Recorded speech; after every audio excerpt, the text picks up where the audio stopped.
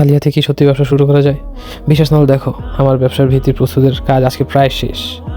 আর আমি আজকে বলবো ঠিক কী দিয়ে শুরু করতে যাচ্ছি আমার এন্টারপ্রেনারশিপ জার্নি। তো this is day 20 of a successful entrepreneur.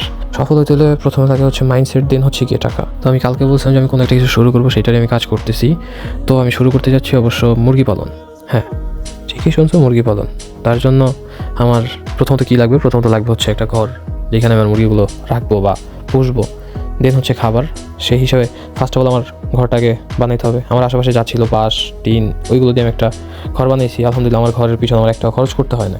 অবশ্য একটা ব্যবসা শুরু করতে হলে বিশাল এক বিল্ডিংয়ের প্রয়োজন হয় না, প্রয়োজন লাগে সুন্দর একটা অ্যাকশন প্ল্যান।